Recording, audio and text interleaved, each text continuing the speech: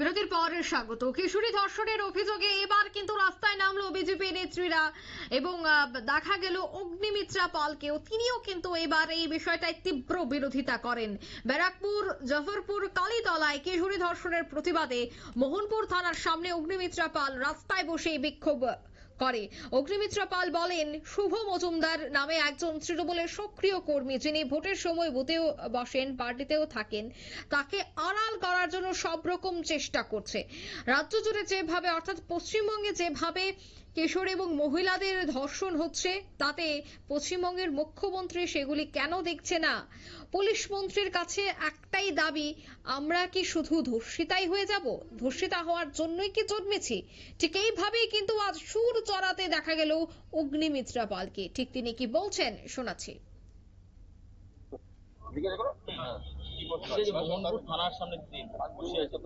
বলে দিলাম তো দিদি, কলকাতায় একটা ছুটি ঘোষণা করেছে, যে ছুটিটা হলো বিশ্বকর্মা পুজো বাদ দিয়ে ঈদের ছুটি করা হবে।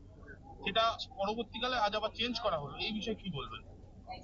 আমি শুনলাম জনাব ফিরাদ হাকিম উনি ঈদের জন্য দুদিনের ছুটি দিয়েছেন, ছুটি চাইছেন, কিন্তু এর আগে বিশ্বকর্মা পুজো যাতে ছুটি না হয়, সেটা সরকারি স্কুলে যাতে ছুটি না হয়, সেটা উনি একটি প্রস্তাব রেখেছিলেন। এখন আমি জানি না, কারণ মুখ্যমন্ত্রী মমতা বন্দ্যোপাধ্যায় আমাদের পশ্চিমবঙ্গকে বাংলাদেশের অধীন করতে চাইছেন কি না, কারণ উনি যেভাবে রাজ্যটাকে চালাচ্ছেন। আজকে আমি এখানে আসার আগেই শুনলাম মুয়াজ্জিম ভাতা যেটা 1500, সেটা ওনারা এখন 15,000 চাইছেন। আর যারা আমাদের মৌলবি, যারা 3,000 টাকা পায় এই সরকারের থেকে, তারা বলছেন তাদের কাছে তাদের 20,000 টাকা চাই। তো এখন চাওয়ার তো শেষ নেই, কারণ আমরা হচ্ছি ট্যাক্স পেয়ার।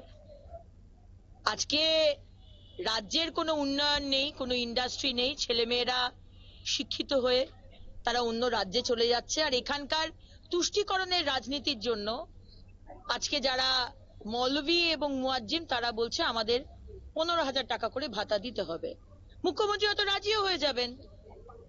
ঋণ নেবেন, এখন মাথা পিছু পশ্চিমবঙ্গে একটা বাচ্চা জন্মালে 70,000 টাকা মাথা পিছু ঋণ। আবার ব্যাংক থেকে ঋণ নেবেন, কারণ আগামী কয়েক মাসের মধ্যে 26-এর লড়াই। উনি তো 30% সরকার। মহাকুম্ভকে গালি দেন, কোনোদিন আজ অব্দি গঙ্গাসাগর মেলাতেও, মহাকুম্ভ তো ছেড়েই দিলাম, গঙ্গাসাগর মেলাতেও স্নান করতে দেখলাম না। আর এঁটো কাটা খেয়ে, মাটন আর চিকেন খেয়ে রেড রোডে গিয়ে হিজাব পরে ঈদের করেন, কি বলে, নামাজ পড়েন।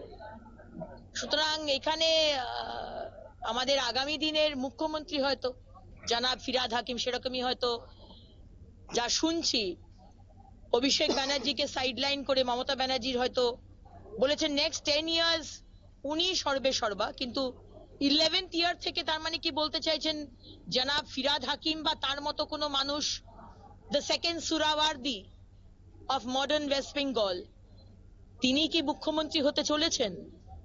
যেভাবে ওবিসি সার্টিফিকেটে, ওবিসি ক্যাটাগরিতে মুসলমানদের ঢুকিয়ে দিয়েছেন খুব চালাকি করে, অবশ্য মহামান্য আদালত সেটাকে আটকে দিয়েছেন। আমরা তো বারবার দেখেছি রাজ্যে দুটো নিয়ম। আপনারা শুনলেন বক্তব্য। ব্যারাকপুরের জাফরপুরের কালীতলায় কিন্তু কিশোরী ধর্ষণের প্রতিবাদেই তিনি সেখানে উপস্থিত হয়েছিলেন, প্রতিবাদও তিনি করেছেন। অন্যদিকে বর্তমানে পশ্চিমবঙ্গের কি পরিস্থিতি এবং তৃণমূলকেও কিন্তু তিনি একাধিক বিষয়ে আজ কটাক্ষ করেছে। এই বিক্ষোভ কর্মসূচিতে দেখা গেছে যে প্রচুর সংখ্যক বিজেপি কর্মী সমর্থকরাও উপস্থিত ছিলেন।